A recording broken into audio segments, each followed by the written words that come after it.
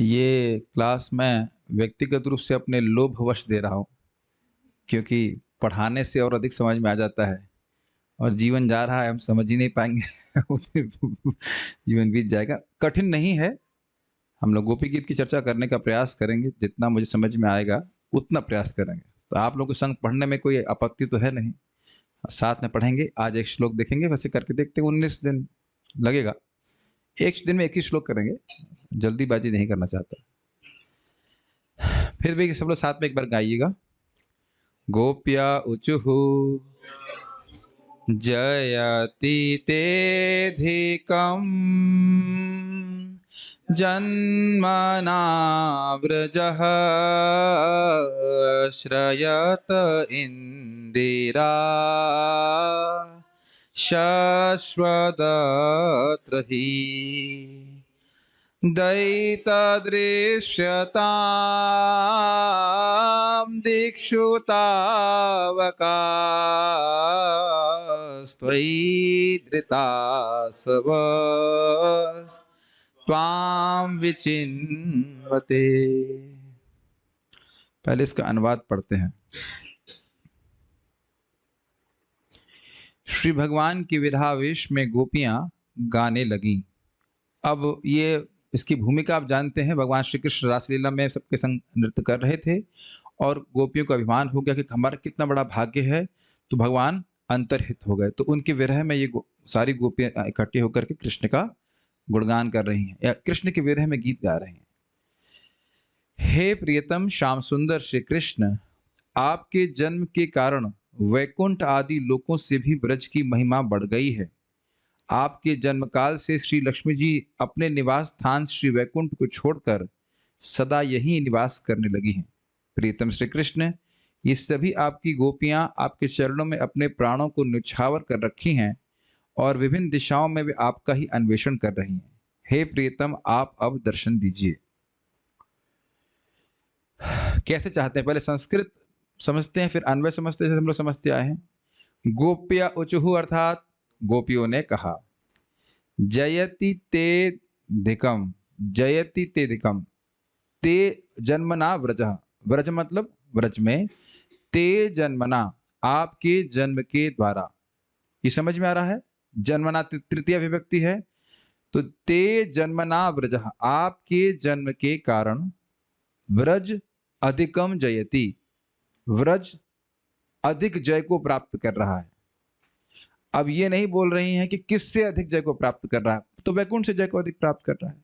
वैकुंठ शब्द यहां दिख नहीं रहा है आपको, अनुवाद में वैकुंठ था, तो क्यों वैकुंठ था? जब बोल रही हैं व्रजः जय अधिकम जयति, तो व्रज वृंदावन धाम या जो ब्रज धाम है वह अधिक जय को प्राप्त कर रहा है, लेकिन यहां ये नहीं बोल रही हैं कि किससे अधिक जय को प्राप्त कर रहा है। तो सबसे अधिक जय किसकी है? वैकुंठ की। तो कह रहे हैं कि वैकुंठ से भी श्रेष्ठ हो गया है। क्यों? ऐसा क्यों कह रही हो? तो कह रहे हैं श्रयत इंदिरा शश्वदत्र ही। श्रयत का अर्थ है निवास करती हैं। कौन निवास करती हैं? इंदिरा। इंदिरा मतलब होता है लक्ष्मी जी। तो कुछ समय के लिए रहती हैं? कहते हैं नहीं, शाश्वत निरंतर यहां रहती हैं। कहां रहती हैं? अत्र। अत्र दिख रहा है आपको? कहां है अत्र बताइए? शाश्वत प्लस अत्र, तो शाश्वत प्लस अत्र तो हो गया शाश्वत, मतलब समझते हैं शाश्वत निरंतर। निरंतर यहाँ पे रहती हैं। कोई डाउट कहते हैं ना? कोई डाउट नहीं, ही निसंदेह। पहली लाइन कुछ क्लियर हो रही है? ते जन्मना, हे कृष्ण, हे प्रियतम श्री कृष्ण, आपके जन्म से ये ब्रज वैकुंठ से भी अधिक जय को प्राप्त है, श्रेष्ठता को प्राप्त है। क्यों? क्योंकि इंदिराश्रयत, लक्ष्मी जी साक्षात यहाँ पे निवास करती हैं। यहाँ पे अनुवाद में लिखा गया वैकुंठ छोड़कर यहाँ पे निवास कर रही हैं। और कितनी देर के लिए निवास कर रही हैं? शाश्वत निरंतर रही। कहाँ कर रही हैं? अत्र, यही कर रही हैं। ही मतलब निश्चित रूप से। हम तेज जा रहे हैं, समझ में आ रहा है? देखिए यहाँ पे घबराइए मत, अगर नहीं समझ में आ रहा है तो पूछ लीजिएगा। हो सकता हो मुझे पता है कल मेरी मेरी मजाक बना रहे थे, हमने कहा महाराज ऐसा नहीं कि मेरे को ही समझ में नहीं आ रहा था, बाकी लोगों को भी नहीं आ रहा था, लेकिन वो पूछ नहीं रहे थे। खाली इंजीनियर का मजाक नहीं बनाना चाहिए। ठीक है।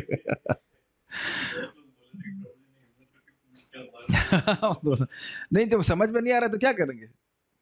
ठीक है, ये पहली लाइन क्लियर हो रही है? ठीक है।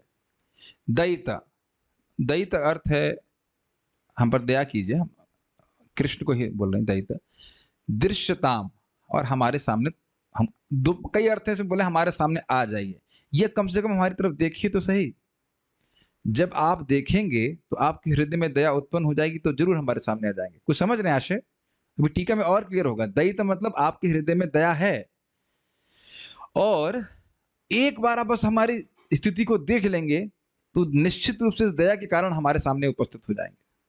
आप छुपे हुए हैं, हम आपको नहीं देख पा रहे हैं, तो ये भी एक अर्थ लिया गया। लेकिन अभी सिंपल अर्थ है दयित हे श्री कृष्ण, हमारे सामने आप प्रस्तुत हो जाइए। आप कैसी हो? तो कह रहे हैं दिक्षु, दिक्षु मतलब हर दिशा में, तावकः आपकी हैं, आपकी भक्त, हम जो आपकी भक्त हैं, तावकः आपके भक्त हैं, दिक्षु विचन्वते आपकी भक्त, हम जो आपकी भक्त हैं वह हर दिशा में आपको खोज रहे हैं। कुछ पकड़ रहे हैं शब्दों को? प्रसाद में इफेक्ट तो नहीं है ना?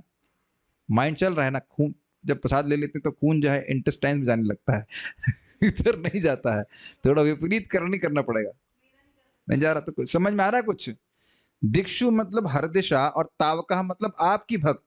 गोपियां कह रही हैं आपके आपके भक्त हैं, विचिन्वते आपको ढूंढ रही हैं, हर दिशा में ढूंढ रही हैं। आप कैसी हो? तो कह रहे हैं त्वयि आप में, धृत प्लस आसव, आसव का मतलब होता, आंसू मतलब प्राण होता है, तो धृत मतलब धारण किए, आप में ही, आपके लिए ही हमने प्राण धारण किए हैं। त्वाम दृश्यताम, त्वाम विचन्वते आपको ढूंढ रही हैं। आप तावकः दिक्षु त्वाम विचन्वते, आपके भक्त हम हैं, त्वाम विचन्वते आपको ढूंढ रही हैं। और कैसी हैं?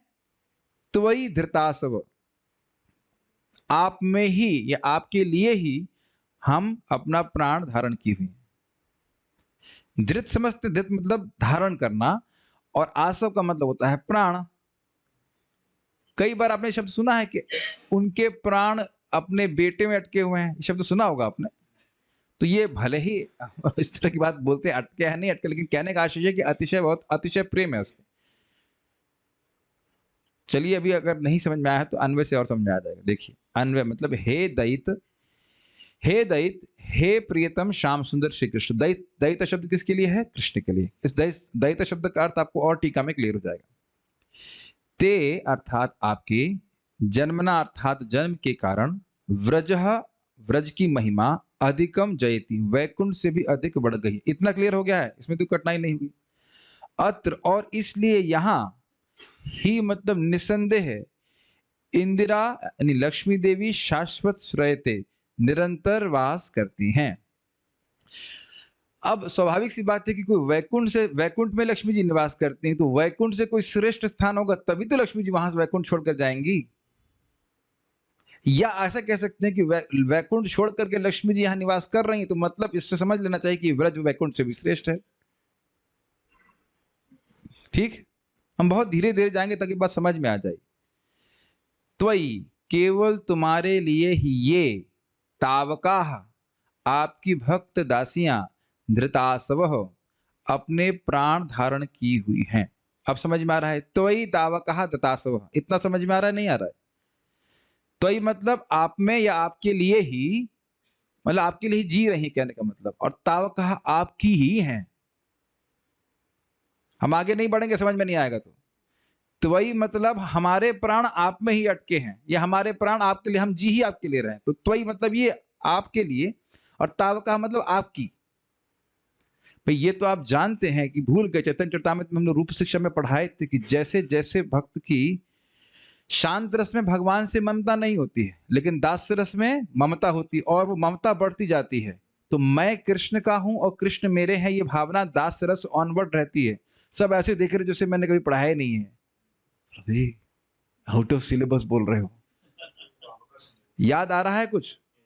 तावका की व्याख्या कर रहा हूं कि जो शांत रस से ऊपर भक्त होते हैं उनकी भगवान में ममता होती है। अब भाई देखो, अब पूर्व शिक्षा को ध्यान से नहीं सुनी तो हम क्या कर सकते हैं बताइए?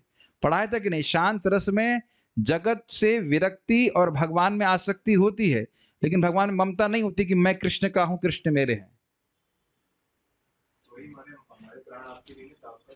तावका की व्याख्या कर रहा हूं, तावका मतलब ममता, हम आपकी हैं, ये बात बोल रहे हैं। मैं इसलिए बोल रहा हूं कि जो ममता दास रस से बढ़ना शुरू हुई तो माधुर्य भाव में तो सबसे अधिक ममता है ना, ये बात बोली जा रही है। तो यहाँ पे वही उसी बात को यहाँ पे प्रकट किया जा रहा है कि गोपियां कह रही हैं कि हम आपके ही हैं। और ध्यान देना चाहिए ममता दोनों तरफ से है। गोपियां अगर सोच रही हैं कि हम कृष्ण के हैं तो कृष्ण भी तो यही मान के रहे हैं, वो तो है ही कि गोपियां हमारी हैं। तो तावका से उनकी दया नहीं उत्पन्न हो रही है कि हम आपके हैं, हम पर दया कीजिए, देखिए हमारी क्या स्थिति है। अब कुछ समझ में आ रहा है तावका का आशय? धृत प्लस आसव, धृत मतलब धारण करना और आसव मतलब प्राण। तो आपके लिए ही हम अपने प्राण धारण कर रहे हैं। अब देख रहे हैं कि एक एक शब्द से कृष्ण के हृदय में कृपा उत्पन्न करने का प्रयास कर रहे हैं कि उनके हृदय में दया उत्पन्न हो जाए और वह हमारे सामने प्रकट हो जाएं। वो इस आशय से गोपियां बोल रही हैं, ये कुछ ग्रहण कर पा रहे हैं आप? तो वही, अरे आपके लिए ही हम जी रही हैं, आपकी ही है। और देखो, अरे भाई तुम्हें क्या कष्ट है? मान लो पूछें कृष्ण की भाई ठीक है आप हमारी हैं, आप आपके प्राण हमारे में हैं, लेकिन अब कष्ट क्या है? तो कह रहे हैं हम आपको खोजने के लिए बहुत परिश्रम कर रहे हैं। तो उस परिश्रम को सूचित करने के लिए कह रही हैं दिक्षु त्वाम विचिन्वते। दिक्षु मतलब हर दिशा में, और त्वाम मतलब आपको, विचिन्वते मतलब खोज रही हैं। अब इसको आप समझ ही सकते हैं, जैसे भगवान श्री राम माता सीता के विरह में लीला की दृष्टि से पागल हुए जा रहे थे, सब जगह खोज रहे हैं, आतुर थे, कातर, कातर से मतलब कातरता से खोज रहे थे। ऐसे हम बड़े कातर होकर के आपको खोज रहे हैं, और एक नहीं हम सब खोज रहे हैं, हम सब बहुत दुख में हैं। इसलिए हे दयिता, फिर से उसको जोड़ लीजिए, इसलिए हे प्रियतम आप हमें दृश्यता दिख जाइए। भाई देखें जूम पे कोई बचा कि नहीं बचा? अरे सब बच गए। आपकी हैं और आपके लिए ही जीवन है। हाँ इसी तरह से कह सकते हैं, आपकी ही हैं और हम आपके लिए जीवन धारण कर रहे हैं। भाई अब वीडियो जिनका ऑफ है तो हम मान ले रहे हैं कि उनको समझ में आ गया होगा। रेवती माता जी को समझ में आ रहा है कि क्या बोल रहे हैं? ये बहुत तेज गए। अब तो हम नोट्स भी दे रहे हैं भाई। अब ऐसा कर सकते हैं क्लास के बाद सबको जाने नहीं देके पढ़ के जाओ फिर से। पढ़ने वाले तो है नहीं यहाँ पे, कुछ है कि नहीं? अब तो इससे अधिक सुविधा तो नहीं दे सकते ना। मुझे पता था महाराज बोले ना देखिए एक बार पढ़ेंगे तो समझ में आएगा, है कि नहीं? लेकिन मुझे पता था, मुझे पूरा विश्वास है कि हमारे जो भगत हैं वो तो पढ़ने वाले हैं नहीं, इंक्लूडिंग माई सेल्फ। टाइम तो मिलेगा नहीं, तो इसलिए पढ़ रहे हैं ध्यान से।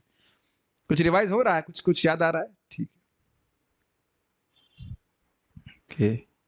तात्पर्य रूपा जी का, जो लोग संस्कृत श्लोकों की उच्चारण कला से परिचित हैं वे इस बात की सराहना करेंगे कि इस अध्याय का संस्कृत काव्य बेजोड़ है।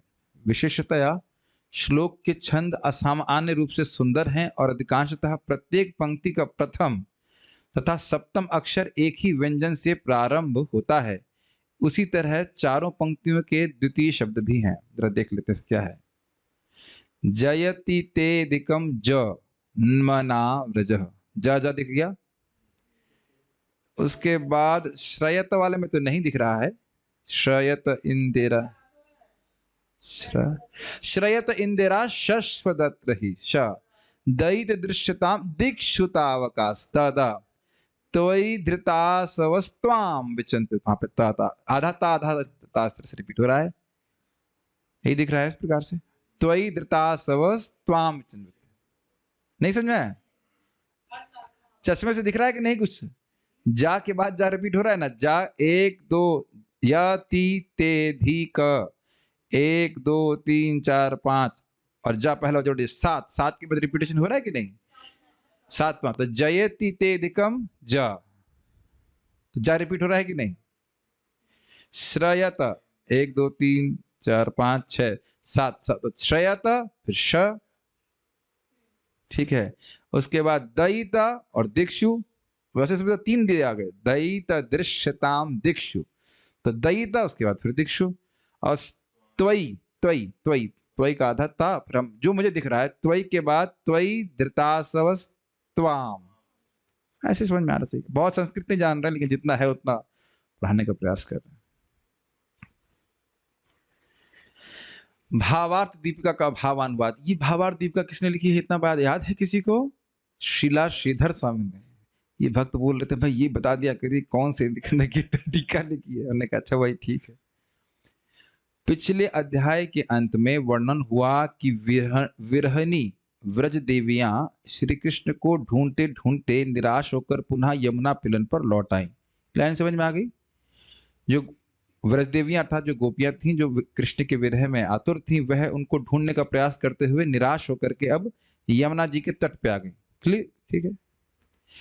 अब इस 31वें अध्याय में श्री कृष्ण विषय गान करते करते वे उनके आगमन के लिए प्रार्थना करने लगेंगे, कृष्ण वापस आ जाए। जो नहीं समझ में आएगा बस उतनी व्याख्या करेंगे। व्रज देवियों का यह प्रार्थना मूलक विरह गान ही श्री गोपी गीत के नाम से विख्यात है। ठीक है, विरह में जो गोपियों ने गाया वह विख्यात है गोपी गीत के नाम से। हे प्रियतम, तुम्हारे जन्म के कारण यह व्रज सर्वाधिक रूप से जय युक्त हो रहा है, अर्थात अन्यान्य सभी लोगों की अपेक्षा अधिक उत्कृष्टता से विराजमान हो रहा है। ये किसका अर्थ है? जयति तेदिकम जन्मना व्रजः, इसका अर्थ है। ऐसा वैसे एकदम शॉक हो गए, अरे ये तो आपने बताया नहीं। क्लियर है? ते जन्मना व्रजः अधिकम जयति, आपके जन्म के द्वारा व्रज अधिक जय को प्राप्त हो रहा है। एकदम हिंदी जैसा है, अगर आप बार बार सुनेंगे तो आ जाएगा पकड़ में। ठीक है। तुम्हारे द्वारा ये अन्यान्य सभी लोगों को मतलब वैकुंठ भी ग्रहण करना होगा, वैकुंठ से भी श्रेष्ठ है। और आप जान रहे हैं इसके कारण हम लोग सुन चुके हैं, जन्मना चंक्रमणे न चांचती, भगवान यहाँ बिना पदत्राण के चलते हैं। इस प्रकार से वैकुंठ में भगवान चप्पल या जो भी कह लीजिए पहनते हैं, लेकिन जमीन का स्पर्श नहीं कर रहे, लेकिन यहाँ पे भगवान जमीन का स्पर्श कर रहे हैं विशेष रूप से, और बहुत सुंदर सुंदर लीलाएं भी करी हैं। ये हम लोगों ने किनसे सुना था? मुझसे सुना था। वाह वाह वाह, जय हो, मुझसे सुना था। ये तो बड़ा अच्छा उत्तर दिया। अरे महाराज के लेक्चर में सुना था, बहुत अच्छा। कौन सा चैप्टर था, अध्याय जैसा? वाह वाह वाह, चैप्टर 10 में सुना था। अरे किससे सुना था ये पूछ रहा हूँ। धन्य हो गया ये। गुरु नारिया को सुना था। यस, ठीक है। ऐसी कुछ तो बहुत डेंजरस। तुम्हारे द्वारा इस व्रज में जन्म लेने के कारण ही इंदिरा अर्थात लक्ष्मी भी निरंतर इस व्रज को अलंकृत करती हुई यहीं विराजित हैं। वैसे आपको याद हो, महाराज बहुत सुंदर बात कहे थे कि देखिए वैकुंठ में लक्ष्मी जी की पूजा हो रही है, लेकिन यहाँ पे क्या है, ब्रज में लक्ष्मी सहस्त्र शत संभ्रम सेव्यमानम, हजारों हजारों लक्ष्मियां कृष्ण की सेवा बड़े संभ्रम से कर रही कि हमें सेवा से निकाल ना दे। तो आप कहेंगे अरे वो लक्ष्मियां कौन है? गोपियां ही है। इस प्रकार व्रज में सभी महान, अब देखिए टीका बड़ी सुंदर है। अब ये क्यों कह रही है, जरा सोचिए। व्रज हर प्रकार के ऐश्वर्य को प्राप्त है, वैकुंठ से भी श्रेष्ठ है, अर्थात सभी लोग संपन्न हैं, लेकिन केवल हम लोग दुखी हैं। ये कितनी बड़ी खराब बात है। कुछ समझ में आया बात?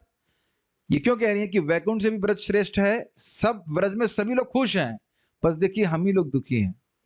ये कहने से आशा है। इस प्रकार व्रज में सभी महानंद में निमग्न है, क्योंकि आप जानते हैं वैकुंठ का आनंद असीमित है, तो उससे भी अधिक आनंद व्रज में है। किंतु तुम्हारी गोपियां तावकाह, हम तुम्हारे लिए किसी प्रकार से प्राण धारण कर तुम्हें वन वन में ढूंढ रही हैं। त्वयि धृतासव,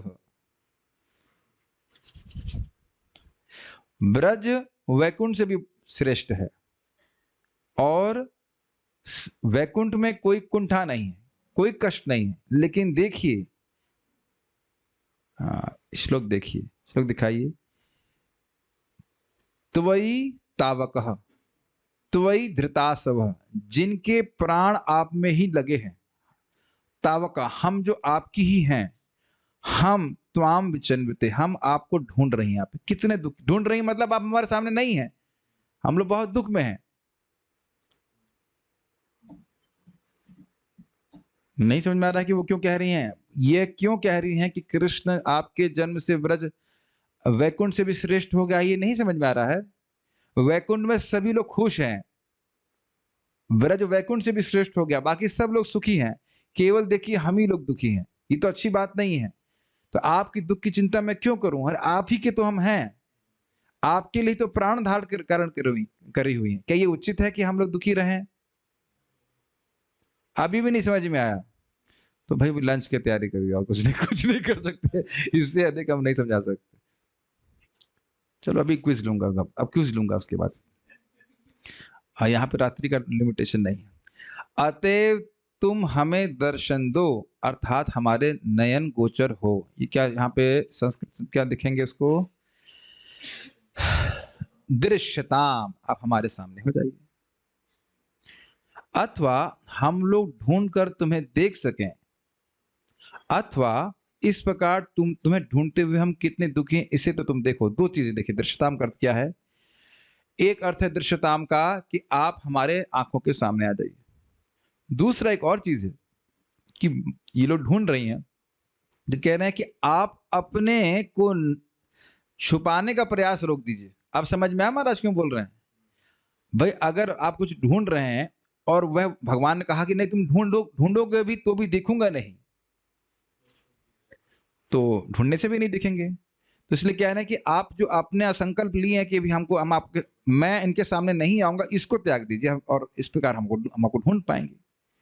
दो अलग अलग बात है। एक है कि वो स्वयं ही कृष्ण सामने आ जाए, दृश्यताम का अर्थ है कि कृष्ण आप गोपियों के सामने आ जाएं, एक अर्थ हुआ। और दूसरा अर्थ है कि वो ढूंढ रही हैं, यानी कि पहला अर्थ हुआ कि उनको ढूंढना ना पड़े, कृष्ण सामने आ जाए। वेबकैम कहाँ है? यहाँ पे सामने, ढूंढना है कुछ तो इस अर्थ में आके भाई हमें ढूंढना नहीं पड़े, आप सामने आ जाइए। और दूसरा है कि कृष्ण अपने को छुपाने का प्रयास बंद कर दें, तो कम से कम ढूंढने पे तो मिल जाए। हम आगे नहीं बढ़ेंगे अगर समझ में नहीं आया, और दरवाजे से बाहर नहीं भी निकलने देंगे तब तक समझ में नहीं आएगा। दोनों अर्थों की सूक्ष्मता को समझ पा रहे हैं? भेद है थोड़ा अर्थ में, दोनों में अर्थ में भेद है कि नहीं? क्या अर्थ है केशव सखा, बताइए दोनों में क्या अर्थ है? हमारे सामने आ जाइए, हमें ढूंढना ही नहीं पड़े। और दूसरा, हाँ आप छुपाइए नहीं तो कम से कम ढूंढने तो आप समझ मिल तो जाए, ठीक है ना, एक बात। दूसरा क्या है? दृश्यताम, इस प्रकार से हम आपको ढूंढ रहे हैं तो हम कितनी दुखी हैं यह तो देखिए। इस पे बहुत अच्छे से आगे बताया जाएगा। जब आप देखेंगे दोनों चीज, भगवान के नहीं मैं सामने नहीं आऊंगा, फिर कह रहे हैं, फिर कहें दूसरी, मान लो दूसरी क्या कह सकते हैं, अर्जी को भी, रिक्वेस्ट को भी खारिज करते, नहीं मैं अपने को छुपाने का प्रयास भी बंद नहीं करूंगा। ठीक, तो तीसरा अर्थ क्या होगा? अरे कम से कम यह तो देखिए कि हम कितने दुखी हैं। तो आप बहुत जब देखेंगे कि हम इतनी दुखी हैं तो हृदय में दया उत्पन्न होगी, तो आप जरूर हमारे सामने आ जाएंगे। इसलिए तीसरी बात बोल रहे हैं। मेरे इतना सुंदर अर्थ है, बताइए कैसे नहीं बताया जाए। और क्या कठिनाई हो रही समझने में? सारे प्रभु जी समझ में आ रहा है ना? ठीक है, माता जी को नहीं समझ आ रहा है? आ रहा है, कम से कम टीका तो समझ में आ रहा है। ओके। और कोई हम देखिए हाई फाई बात तो कर नहीं रहे, एकदम सिंपल सी बात कर रहे हैं। वैष्णव तोषणी का भावनवाद, ये जीव गोस्वामी जी की तरह लिखी। श्री कृष्ण के अतिरिक्त, सॉरी सनातन गोस्वामी जी ना, सनातन गोस्वामी, हाँ सर। श्री, एक्चुअली इन दोनों की टीका मिलती जुलती है, तो मैं इतनी जल्दी में देख नहीं पाया कि इनकी है, जीव गोस्वामी जी की, सनातन गोस्वामी जी की। लेकिन वैष्णव तोषणी है, वैष्णव इससे संतुष्ट होते हैं, तो इसलिए हमको सुनना पड़ रहा है। श्री कृष्ण के अतिरिक्त और कोई भी जिनके वचनों का अर्थ नहीं समझ सकता, मैं उन्हीं गोपियों के ही वचनों का अर्थ लिखने की अभिलाषा कर रहा हूं। कल महाराज समझा रहे थे इस बात को, है ना, सनातन गोस्वामी का है। करुणामयी व्रज देवियां मेरी इस आग्रह यानी अभिलाषा की पूर्ति हेतु पुनः पुनः किए जाने वाले निवेदन को स्वीकार करें। मतलब मुझसे कुछ गलती हो जाएगी तो आप क्षमा करें, आप अपनी भक्ति के द्वारा मुझ पर अनुग्रह करें। यह श्री गोपी गीत सुधासार रस संपत्ति है। पढ़ लेते हैं, पता नहीं क्या इसका, हर चीज नहीं समझ रहा हूं, समझने को। अच्छा समझ में आ गया। यह श्री गोपी गीत सुधा, सुधा मतलब अमृत, और सार मतलब अमृत के सार, रस संपत्ति है, मतलब ये अमृत के सार, अमृत सार रस है, बस अमृत से भरा हुआ है, ऐसी संपत्ति है। वाह। श्रीला श्रीधर स्वामी पाद के द्वारा इस रस संपत्ति का पान करने के उपरांत मैं, अब यहाँ लिख रहे हैं श्रील जीव गोस्वामी, उनके अवशिष्ट को किंचित संग्रह कर रहा हूँ। मेरे हिसाब से सनातन गोस्वामी है, अभी ग्रहण कर लीजिए सनातन गोस्वामी। मैं जल्दी से उसको स्कॉट कॉपी पेस्ट कर दिया है, सनातन गोस्वामी था। नहीं एक्चुअली क्या है, वो दोनों एक जैसे लिखते हैं। ये वैष्णव देश में लघु और बृहद, ये बृहद सनातन गोस्वामी लिखी है, और लघु भी वो एक ही जैसी चलती है दोनों, ऑलमोस्ट कहीं कहीं थोड़ा अलग पॉइंट होगा, बाकी एक जैसा चलता है। लेकिन अभी इतना चिंता नहीं करिए, Sanatan Goswami, Jiva Goswami, they are non different, same person, same means उनके शिष्य है, कोई दिक्कत नहीं है। अभी हम फिलॉसफी में जा रहे हैं। व्रज गोपियों ने कहा, ये लाइन समझ में आया? श्रीधर स्वामी ने इसका आस्वादन किया है, उनका जो उच्चिष्ट है वो मैं ग्रहण कर रहा हूं, पूरा तो मैं समझा नहीं सकता, तो उन्हीं के भाव को और आगे विस्तार करेंगे। तुम्हारे व्रज गोपियों ने कहा, हे प्रिय, तुम्हारे द्वारा इस व्रज में जन्म लेने के कारण यह व्रज पहले की अपेक्षा अधिक जययुक्त हो रहा है। स्पष्ट है। अधिकम अर्थात व्रज का ऐसा उत्कर्ष केवल कहीं कहीं नहीं, बल्कि व्रज में सर्वत्र अर्थात चारों ओर ही प्रतीत हो रहा है। देखिए, एक आपने अधिकम का अर्थ क्या लिया था कि वैकुंठ से अधिक इसकी जय हो रही है। अब यहां अधिकम का एक और अर्थ क्या ले रहे हैं? सर्वत्र, सर्वत्र अधिकता हो रही है, हर जगह इस प्रकार का उत्कर्ष हो रहा है। ठीक है। इसलिए संपदा की अधिष्ठात्री देवी, ये हिंदी समझ में आती है,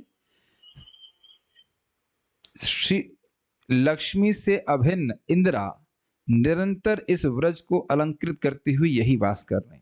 तो व्रज में अत्यधिक संपन्नता है, इसलिए लक्ष्मी जी यहां वास कर रही, एक अर्थ है। अथवा इंदिरा के अधिष्ठान से, यानी लक्ष्मी जी के यहां रहने से ही इस व्रज में संपत्ति और सौंदर्य प्रति मुहूर्त में अधिकता अर्थात वृद्धि को प्राप्त हो रहा है। दो अर्थ समझ में आए हैं। यहाँ पे खूब, यहाँ पे संपत्ति बढ़ रही है तो लक्ष्मी जी यहाँ रह रही हैं, हर जगह बढ़ रही है, वैकुंठ से भी बढ़ रही है अधिक। और दूसरा यहाँ पर क्या है, क्योंकि लक्ष्मी जी रह रही हैं इसलिए संपत्ति बढ़ रही है।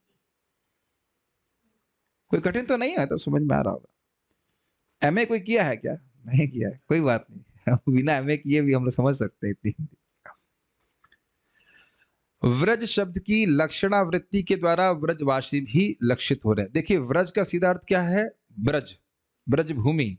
लेकिन क्या है, एक इनडायरेक्ट मीनिंग लेंगे तो व्रज का अर्थ होगा व्रजवासी भी।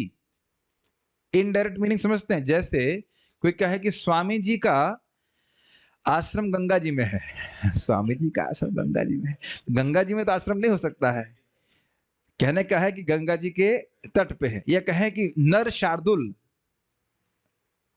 वह तो शेर है, वह नहीं, वह ऐसे कैसे कहा जाता है, वह तो बब्बर शेर है। अब बब्बर शेर का मतलब तो नहीं कि बब्बर शेर ही हो गया, वह बब्बर शेर के समान शूरवीर है। तो कह रहे हैं ब्रज की एक सीधा अर्थ क्या है? जन्मना व्रजा, मतलब ब्रज में आपने जन्म लिया। और ब्रज का दूसरा एक साइड श्लेष अर्थ, लक्षणा अर्थ, इनडायरेक्ट अर्थ है ब्रजवासी। तो इस प्रकार इंदिरा के प्रभाव से इस व्रज के नर नारी, पशु पक्षी, वृक्षलता, नदी पर्वत आदि सभी के लिए समस्त प्रकार के मंगल उदित हुए हैं। किंतु हाय, केवल हम लोग ही दैव की मारी हुई अर्थात भाग्यहीन हैं, अर्थात हम लोग ही सर्वदा दुख से पीड़ित हैं। तथा उसमें भी अधिक दुख की बात यह है कि तुम सर्वज्ञ, परम दयालु और हम लोगों के प्राण वल्लभ होकर भी हमारे इस दुख को जान नहीं पा रहे हो। जरा समझने का प्रयास कीजिए। देखिए, श्लोक को वापस देखिए। जयति तेदकम जन्मना व्रजा, तो व्रजा का अर्थ अगर ब्रजवासी ले रहे हैं तो यानी कि यहाँ के सारे ब्रजवासी अधिक उत्कर्ष को प्राप्त हो रहे हैं, सभी सुखी हैं। लेकिन देखिए हम कितने दुखी हैं। और दयिता, आप आप हमारे मतलब प्राण से भी अधिक प्रिय हैं, लेकिन दुख की बात यह कि आप हमारे दुख को नहीं समझ रहे हैं। सबको सुख मिल रहा है, हम दुखी हैं, ये कहने का आशय। ठीक है। अब भाई इससे अधिक कैसे सहायता करें? तो इतनी हिंदी समझ में आ रही है कि नहीं आ रही? सभी लोग सुखी हैं, हम ही लोग केवल दुखी हैं, हमारे सामने आप नहीं हो।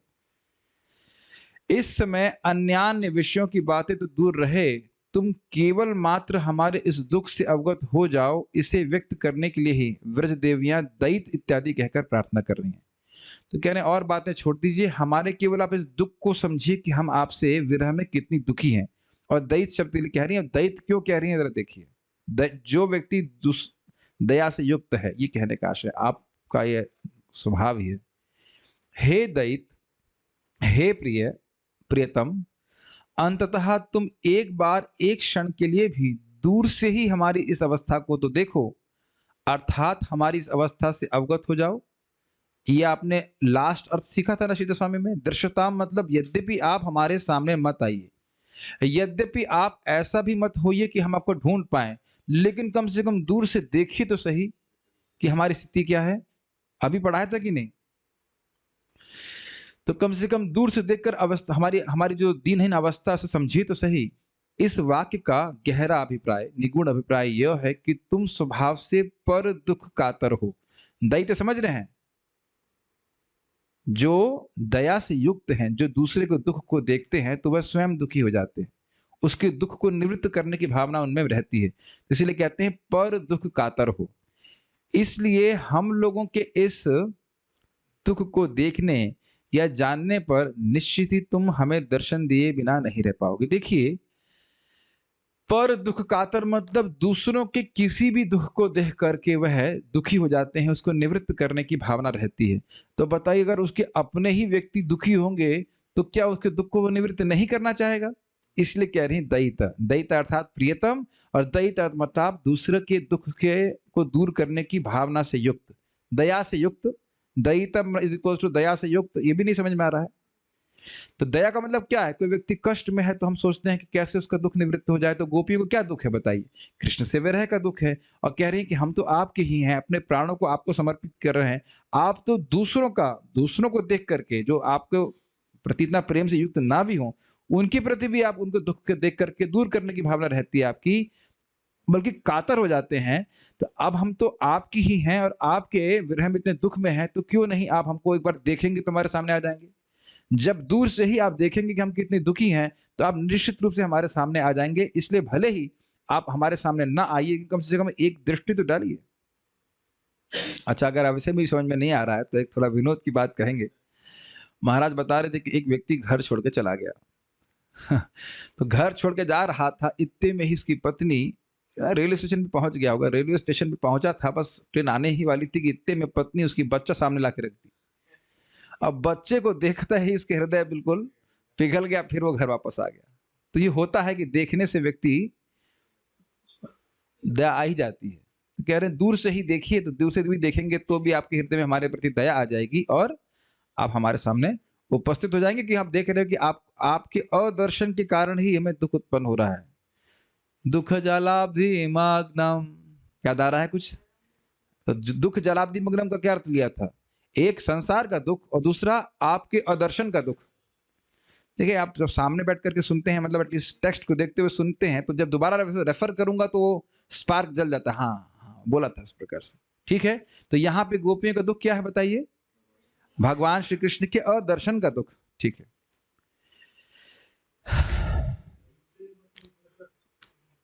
दैत्य मतलब यही बोल रहे हैं कि क्या लिखा है, देखिए, दैत्य मतलब पर दुख कातर, जो दया के कारण दूसरे को दुख होता है, वो देख करके वो कातर हो जाता है, उसका हृदय पिघल जाता है। ये अर्थ यहाँ पे लिया जा रहा है। अरे भाई, वो आप वहां कहाँ पहुंच जा रहे हैं? अब मान लीजिए, क्या कहते हैं, घृणा का अर्थ क्या होता है? घी नहीं होता है। घृणा का मतलब होता है स्नेह, और घृणा का अर्थ होता है घृण, हेट भी होता है। तो अब जहां अर्थ लिया गया वो लीजिए ना, वहां कहाँ पहुंच जा रहे हैं? मन को यहाँ रखिए, आप जो लिखा है वो उतना मान लीजिए। अब संस्कृत पढ़ाऊं फिर? अभी अनुवाद ही समझ में आ जाए। महाराज बोले संस्कृत छोड़ दीजिए, अनुवाद ही हमें समझ में नहीं आता। थोड़ा जो लिखा है वो तो समझ लीजिए, क्या दिक्कत। राधे जय जय माधव दैत्य, तो यहाँ पे दैत्य अगर यहाँ प्रीतम नहीं लिख रहे हैं, प्रीतम भी है और उसके बाद पर दुख कातर भी है, तो सारे अर्थ ग्रहण करने का प्रयास कीजिए। हाँ, ठीक है। तो ये समझ में आ गया कि क्यों कह रही हैं प्रियतम हैं, आप हमारे बहुत प्रिय हैं, हम भी आपके बहुत प्रिय हैं। और एक दूसरा अर्थ क्या है कि आप पर दुख कातर हैं, तो अब अपने प्रिय व्यक्तियों को, अब से सबसे प्रिय व्यक्तियों को आप दुख में देखेंगे तो एक बार देखेंगे तो जरूर सामने आ जाएंगे, क्योंकि आपका आदर्शन ही हमारे दुख का कारण है। यदि कृष्ण पूछे कि तुम्हारा दुख क्या है, इसलिए गोपियां दिक्षु इत्यादि कह रही हैं, अर्थात तुम्हारी प्राप्ति की आशा में तुम्हारी गोपियां तुम्हें चारों ओर ढूंढ रही हैं। इसके द्वारा ढूंढने में अत्यधिक परिश्रम और परिभ्रमण आदि सूचित हो रहा है। देखिए, शरीर का परिश्रम गोपी को कष्ट नहीं दे रहा है। कृष्ण नहीं दिख रही हैं, वो व्याकुलता है वह कष्ट दे रही है।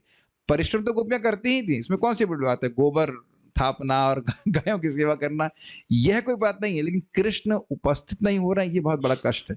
आप लोग को याद दिला रहा हूं, आप जानते हैं कि पलक झपक रही है, और वह भी उस मतलब कृष्ण सामने और पलक झपक रही है, उसको नहीं सहन कर पा रही हैं।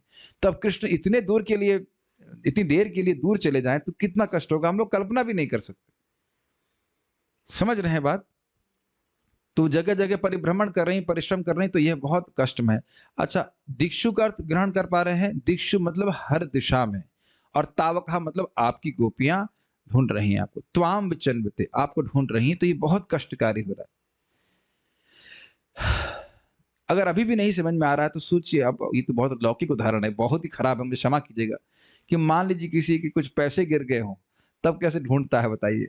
ढूंढने में तो परिश्रम है, लेकिन ये भगवान इस बात को बोल रहे हैं कि जब ये भगवान गोपियों को बोलते हैं आगे जाकर कि देखिए, जब किसी का धन खो जाता है तो वो उस धन के ही बारे में सोचता रहता है। तो इसलिए हमने उदाहरण तो गलत नहीं दिया, भगवान का ही उदाहरण है, लेकिन हम ये रिलेट कर पाएंगे क्योंकि ऐसा हम लोग अनुभव करते हैं कि भाई कहीं धन वन गिर गया है तो मान लो 100-50 नहीं, मान लीजिए कोई ऐसे लाख रुपए या ऐसे कुछ हो, तो उसके लिए पागल की तरह ढूंढता है, कहाँ गया ऐसे करके। ठीक है, एक छोटा सा एग्जाम्पल दूंगा। जैसे एक बार एक यहाँ पे हमारे रिश्तेदार आए थे, तो उनकी ये गोवर्धन पूजा वाले दिन, तो G6 में उनकी लड़की ने क्या मस्ती करी, अंदर से रूम बंद कर लिया। अब उनकी माँ ढूंढ रही है, यहाँ पे फेस्टिवल हो रहा है, सब चल रहा है, और उनकी माँ ढूंढ रही कहाँ चला गया। और बहुत सारे लोग गोवर्धन पूजा में आते हैं, वो सोच रहे हैं कि लड़की को लेके कोई चलाना गया हो, बहुत छोटी थी वो उस टाइम, पागल हुए घूम रही। तो अब परिभ्रमण का कष्ट है कि नहीं? ढूंढ रही हैं पागल की तरह, लेकिन ढूंढने में परिश्रम नहीं है। वो जो व्याकुलता है कि बच्चा कहाँ गया, उससे और इधर उधर भाग रहे हैं, तो और दुख उत्पन्न हो रहा है। अब तो शायद समझ पा रहे होंगे, तो थोड़ा थोड़ा अंदाज ले लीजिए। तावकाह अर्थात तुम्हारी ही गोपियां, अर्थात तुमने जिन्हें अपनी कहकर स्वीकार किया है कि आप मेरी हैं, अथवा हम तुम्हारी हैं, ऐसे अभिमान से युक्त हम गोपियां तुम्हें ढूंढ रही हैं। तो ये ममता दोनों तरफ से थी ना, मैंने बताया ना, कृष्ण मान रहे हैं कि गोपियां मेरी हैं, और गोपियां मान रहे हैं कि कृष्ण मेरे हैं। ये ममता दोनों तरफ से है ना, इस प्रकार से तावका का अर्थ होगा। और इसी कारण बहुत दुख का अनुभव कर रही हैं। फिर अब इस एग्जाम्पल को ले लीजिए, जिसका बच्चा खोया था उसको दिक्कत थी, हम लोग तो आराम कोई दिक्कत नहीं, हमें तो कोई दिक्कत नहीं। दुनिया में कितनों के बच्चे खोते हैं ना, क्या होते हैं, हमें तो कोई परेशानी नहीं होती। अपना बच्चा खो जाता है तो बहुत दुख होता है कि नहीं? समझ में आ रहा है बात? क्यों दुख का अनुभव हो रहा है, समझ रहे हैं? कि हम आपकी हैं और आपके आदर्शन से इतना दुख प्राप्त हो रहा है, आप इधर देख नहीं रहे हैं। कुछ समझ रहे हैं? अत्यधिक ममता के कारण इस प्रकार का दुख हो रहा है। अतएव तुम्हारी होने के कारण ही हमें ऐसा दुख है, अन्यथा हमारे लिए इस प्रकार का दुख उत्पन्न ही नहीं होता। यह भाव है, आपसे प्रेम है, इसीलिए आप भाई, जब देखिए सिंपल सी बात समझिए, वियोग का दुख तभी होता है जब संयोग की इच्छा हो। हम दुनिया में बहुत से लोगों से नहीं मिले हैं कि नहीं, सबसे वियोग हो रहा है। जिससे प्रेम होता है वो दूर जाता है, तब वियोग होता है।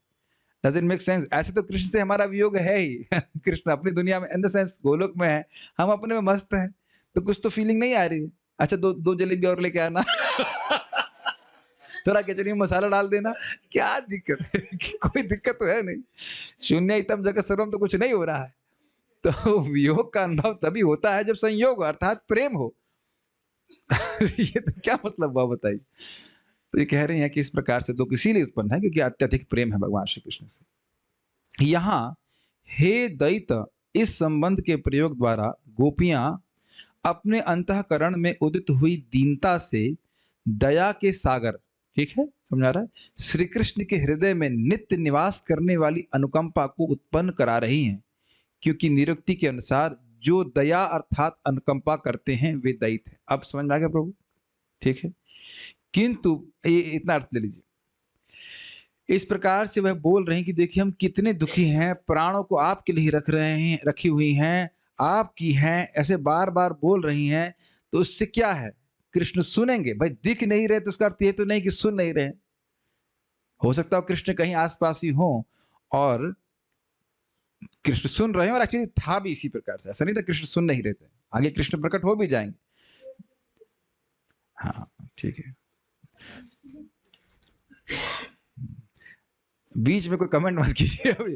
ठीक है, कृष्ण सुन भी रहे थे, तो कृष्ण सुन करके उनका हृदय पिघल जाए और वह उनके सामने हो जाते हैं। कह रहे हैं यहाँ पे कि कृष्ण के हृदय में दया तो सदा ही रहती है। दयानिधि भगवान कृष्ण का नाम है। और क्या, दया सागर, दया सिंधु, करुणा निधान, करुणा सिंधु, ऐसे भगवान कृष्ण के नाम हैं। तो कह रहे हैं कि जब दया से युक्त तो है ही, उस दया को उत्पन्न करा रहे हैं कि आप दया से उत्पन्न होकर के, दया आपके हृदय में उत्पन्न होगी तो आप हमारे सामने प्रस्तुत हो जाएंगे। क्लियर है? किंतु पुनः जो चित्त को ग्रहण करते हैं वे दैत हैं। श्रीधर स्वामी कृत इस व्युत्पत्ति के अनुसार भी दैत शब्द के प्रयोग से गोपियों का अभिप्राय एक मीठे उल्हाना के साथ श्री कृष्ण के हृदय में दया उत्पन्न करने का ही है। अर्थात जब तुमने हमारे हृदय को स्वीकार कर ही लिया है, तब हम पर दया नहीं करना उचित प्रतीत नहीं होता। ये समझ में आया? दैत का अर्थ है कि जो चित्त को खींच ले। जब आपने हमारे चित्त को खींच ही लिया, अभी शब्द आप यहाँ पे देख चुके हैं, धृतासव, हमारे प्राण भी आप ही के लिए हैं। और फिर वो भी शब्द आप देख रहे हैं, तावक, हम आपकी ही हैं। सब कहने का आशय क्या है? हृदय आपको ही समर्पित है, मन आपके चरणों में है। तो अब आपका इस प्रकार से हम पर दया नहीं करना, ये ठीक बात नहीं। तो ये एक प्रकार की उलाहना है। उलाहना समझते हैं? उलाहना के टॉन्ट, हाँ, इंग्लिश में कहते हैं टॉन्ट। हाँ, ये क्या है? चित्त तो आप ले गए हैं और उसके बाद आप दया भी नहीं कर रहे हो, ये क्या मतलब हुआ? यदि श्री कृष्ण कहें कि इस मनुष्य लोक में कपट रहित, विशुद्ध, आत्मेंद्रिय प्रीति वांछा रहित प्रेम संभव ही नहीं है, और यदि अनिर्वचनीय भाग्यवशतः किसी में ऐसा प्रेम संभव पर है, तो फिर विरह अर्थात वियोग ही कैसे हो सकता है? कहने का आशय यह है कि भाई भगवान कृष्ण कहें कि तुम कह रही हो कि हम अपने आपके विरह में हम बहुत दुखी हैं, लेकिन देखिए जगत में निस्वार्थ प्रेम तो होता ही नहीं। और अगर निस्वार्थ प्रेम है, मतलब अगर है, मान लिया जाए है, तो वियोग संभव नहीं है। क्योंकि जानते हैं आप, भगवान श्री कृष्ण के प्रति जिसका प्रेम होता है वो जहां देखता है वहां कृष्ण की स्फूर्ति होती। तो तुम क्यों क्या कह रही हो कि वियोग है? अच्छा, तथा यदि किसी कारणवश वियोग हो भी जाए तो फिर कौन जीवित रह सकता है? तुम तो जीवित हो, ठीक है। इस न्याय के अनुसार दैत यानी प्रियतम के विरह में दैताएं, प्रियतमाएं जीवित नहीं रह सकती। तो फिर तुम अपने दैत मेरे बिना कैसे जीवित हो? ये लाइन समझ में आ रही है? अब आपको दैत कर समझ में आ गया? राधे जय जय माधव दैत्य मतलब माधव की प्रिय, तो दैत अर्थ भी होगा। तो दैत करते हैं पे आप क्या ले रहे हैं? कृष्ण प्रिय, मैं आपका प्रिय हूं और आप बहुत प्रियतमा है, तो फिर आप जीवित कैसे हैं? पहली बात तो वियोग संभव नहीं है, और अगर वियोग है, मान लीजिए यहाँ पे आप कह रहे हो कि वियोग हो गया, तब जीवित कैसे रह पा रही हो? क्या कारण है? जीवित रहना संभव नहीं है। तो इसका उत्तर देते हुए गोपियां कह रही हैं, तुम्हारी बात सत्य है, किंतु तुम्हारे लिए ही हम मर नहीं पा रहे हैं। ये बात आप जानते हैं कि कृष्ण जब मथुरा चले गए थे, तो गोपियां इसी आशा में कृष्ण वापस आएंगे, और अगर देखेंगे कृष्ण गोपी ने शरीर छोड़ दिया है तो उनको बहुत दुख होगा, इसलिए वो शरीर धारण कर ही रहे। अन्यथा वो उनका शरीर धारण करने का कोई प्रयोजन नहीं था। समझ रहे हैं? तो कह रहे हैं, हम गोपियां कह रही हैं क्यों नहीं मर रही हैं? आपके लिए ही अपना हम जीवन धारण कर रहे हैं। यहाँ त्वयि धृतासव अर्थात तुम्हारे लिए ही हम प्राण धारण कर रही हैं का अर्थ है तुम्हारी प्राप्ति की आशा से ही हमारे शरीर में अभी तक प्राण है। इसकी व्याख्या मैंने आपको लौकिक तरह से बताई थी ना, कि कोई व्यक्ति मर रहा होता है तो कहते हैं नहीं, उनके प्राण उनके पोते में अटके हैं। तोते में नहीं, पोते में। सुना आपने पोते में अटके हैं? पोते का मुख देखने के लिए वो है, वृद्ध व्यक्ति जीवित रहते हैं, अब पोते का मुख देख दिया तो मर जाते हैं। पोते ने मार दिया उनको कि जीवित रखा, ये तो डाउटफुल है, लेकिन ऐसा हम समान भाषा में सुनते हैं। तो कह रहे हैं कि हम इसीलिए नहीं शरीर छोड़ पा रहे हैं, क्योंकि हम सोच रहे हैं कि जीवित रहेंगे तो आपकी प्राप्ति हो जाएगी, इस आशा से प्राण धारण करें। पढ़ना मत, अभी छोड़ेंगे नहीं, दोबारा कहेंगे जब पढ़ो उसके बाद छोड़ना, क्विज होगा। अब ये कौन कर रहा है मुझे नहीं पता, लेकिन somebody is doing some mischief here। भाई क्यों साइन इन कर रहे हैं मेरे लॉगिन से? Why are you giving trouble? Who is doing this? Don't do this। आवाज आ रही सबको? आखिरी के 2 पेज में ही परेशान करने के लिए आ गया कोई। कौन कौन असुर आ गया हमारी इस लीला में, है डिस्टर्ब करने के लिए? आखासुर तो नहीं आ गया? क्लास को खा जाएंगे, ठीक है। अथवा हमने अपने प्राण और इंद्रियों को तुम्हारे लिए समर्पित कर दिया है, ये हमने कई बार सुना है। कहा मदगतः प्राण, मदगतः प्राण का अर्थ क्या है? प्राण, प्राणों से ही इंद्रियां चालित होती हैं। तो कृष्ण कहते हैं कि भक्तों के प्राण उनके अधिगत हैं, अर्थात उनकी सारी इंद्रियां कृष्ण की सेवा में ही लगी रहती हैं। अथवा हमने अपने प्राण और इंद्रियों को तुम्हारे लिए समर्पित कर दिया है, मतलब प्राण इसीलिए धारण की हुई हैं जिससे इंद्रियां चल जाएं, और इंद्रियां आपको ही समर्पित की हुई हैं। तो ये त्वयि धृता, धृतासव का अर्थ है। त्वयि धृतासव समझ रहे हैं, आप में ही हमारे प्राण अटके हैं, अर्थात आप, हमारे प्राण आपके ही निमित्त हैं, आपकी सेवा के लिए हैं, ये बात। अतएव हमारे प्राण तुम में समर्पित होने के कारण ही हम तुम्हें ढूंढ रहे हैं। ये लाइन समझ में आएगी? आप बेसिकली कही आप ही हमारे प्राण हैं, वह आपको ही ढूंढ रहे हैं। अगर नहीं समझ में आ रहा तो ये बात तो समझ में आ रही होगी। इसलिए हे प्रिय, हमारे दुख को तो समझो, क्योंकि समझने से तुम हमें अवश्य ही दर्शन दोगे। ठीक है। यहाँ दृश्यताम पद का अर्थ ज्ञायताम, अर्थात हमारे दुख से अवगत हो किया गया है, और यही गोपियों द्वारा दृश्यताम कहने का प्रथम अर्थ है। दृश्यताम का अर्थ समझ रहे हैं? दूर से देखो कि हम कितनी दुखी हैं। अब दूर से देखने का क्या अर्थ है? समझ जाओ कि हम कितने दुखी हैं, और जब समझ जाएंगे तो आपके हृदय में दया उत्पन्न हो ही जाएगी, और आप निश्चित रूप से हमारे सामने आएंगे। अब आप लोगों का कोई प्रश्न है तो आप पहले, सामने जो भक्त बैठे हैं उन्हें कोई कठिनाई हो समझने में कुछ बात, तो पूछ सकते हैं, और नहीं तो जूम के डिवोटीज को भी पूछ सकता हूं। या ये भी नहीं समझ में आ रहा है कि क्या समझ में नहीं आ रहा है? ठीक है, ठीक है। अच्छा, एक बात ये है कि क्या इस प्रकार से हम लोग करें या ना करें, या छोड़ दें, या करना पड़ेगा? Okay, so what ever is the, Krishna क्यों उनके दृश्य से ओझल हो गए थे? वैसे तो ये कल महाराज समझाए थे, आप एक बार इसको सुन लीजिएगा। नहीं तो वह गोपियों के संग थे, कृष्ण ने गोपियों को बुलाया, फिर रासलीला कर रहे थे। तो रासलीला में गोपियों को अभिमान हो गया कि देखो कृष्ण केवल मेरे साथ हैं, और इस अभिमान को गुमान गए, अभिमान कर लीजिए। और राधा रानी को ये मान हो गया कि भाई कृष्ण हमको कोई विशेष सम्मान नहीं दे रहे हैं, तो इसलिए कृष्ण अन्य सभी गोपियों के, नहीं सभी गोपियों के, एक्चुअली बहुत लंबी कथा है उसमें। कृष्ण पहले तो अंतर्धान हो गए सभी गोपियों के साथ, फिर श्रीमती राधा रानी के साथ चले गए। तो श्रीमती राधा रानी के ने कहा कि अब कृष्ण तुम मुझे कहीं भी लेके चले जाओ, मुझसे चाला नहीं जा रहा। तो जैसे ही कृष्ण के कंधे पर चढ़ने का प्रयास किया तो कृष्ण वहां से भी अंतर्धान हो गए। तो सभी गोपियां, सभी इंक्लूडिंग श्रीमती राधा रानी इस गोपी गीत को गा रही हैं। ठीक है। अच्छा, अब आप में से इनका अहंकार, अच्छा अहंकार के कारण, अब आप में से बताइए कि अब हम क्विज लेना शुरू करते हैं। तो पहली लाइन का अर्थ आप हमारे बीच में प्रसिद्ध गायक नोएडा में विश्व प्रसिद्ध अर्थ बताएंगे कि जयति तेदिकम जन्मना व्रजः का अर्थ क्या है? इसमें गोपियां कह रही हैं कि थोड़ा माइक पास पर। हाँ, गोपियां कह रही हैं कि जय है आपकी कि आपने व्रज में जन्म लिया है। वाह, मतलब कितना सुंदर टीचर में हो। व्रज में जन्म के कारण, व्रज में जन्म के कारण व्रज की महिमा वैकुंठ से उत्तम बताई गई है।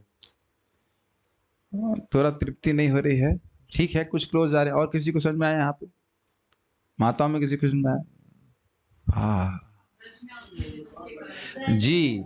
ते, चलिए मैं अब जो बोल रहा हूं उसकी व्याख्या करिए। ते मतलब आपकी, जन्मना मतलब कारण, व्रजः मतलब व्रज में। तो ते जन्मना व्रजः का अर्थ क्या हुआ?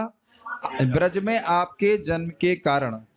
अधिकम जयति, व्रजः अधिकम जयति, व्रज अधिक श्रेष्ठता को प्राप्त कर रहा है। किससे? वैकुंठ से। क्या प्रमाण है? इंदिरा, इंदिरा मतलब लक्ष्मी जी। श्रयता मतलब रहती हैं, रहती हैं। शाश्वत मतलब निरंतर, अत्र मतलब यहाँ, और ही मतलब निसंदेह। तो क्या अर्थ हुआ बताइए? निसंदेह यहाँ यानी ब्रज में लक्ष्मी जी निरंतर निवास करती हैं। ठीक है। उसके बाद अब मैं संस्कृत से बोल रहा हूं। दीक्ष तावका नहीं, दिक्षु त्वाम विचन्विते। दिक्षु मतलब हर दिशा में, त्वाम मतलब आपको, विचन्विते मतलब ढूंढ रही हैं। कौन ढूंढ रही हैं? तावका त्वयि धृतासव। तावका मतलब आपकी, त्वयि मतलब आप में, धृत मतलब धारण की हुई हैं, और आसव मतलब प्राण।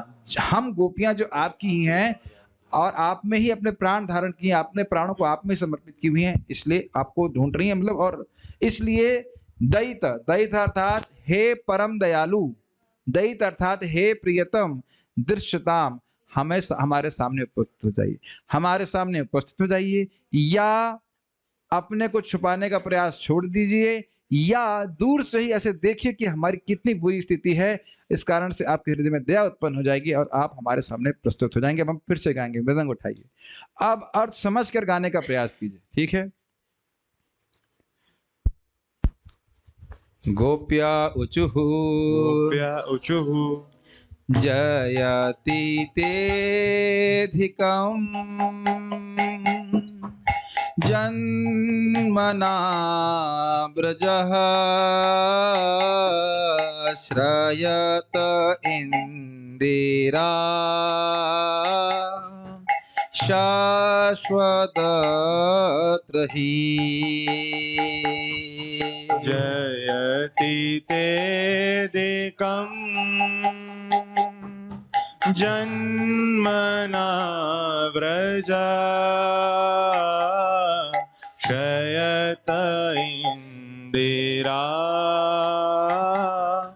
शाश्वतत्र हि। दयितदृश्यतां दीक्षुतावकास्त्वयि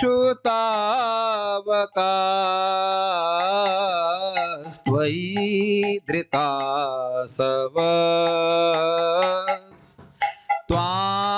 विचिन्वते। दयितदृश्यता दीक्षुतावका त्वयि धृतासवास् त्वां विचिन्वते। ओके, तो यहाँ पे हम लोग रुकेंगे। कल फिर से हम दूसरे श्लोक को पढ़ने का प्रयास करेंगे। इसके अध्याय को देखते हैं कितना हो जाएगा। 1 मिनट, अब सब लोग 1 मिनट होल्ड करिए।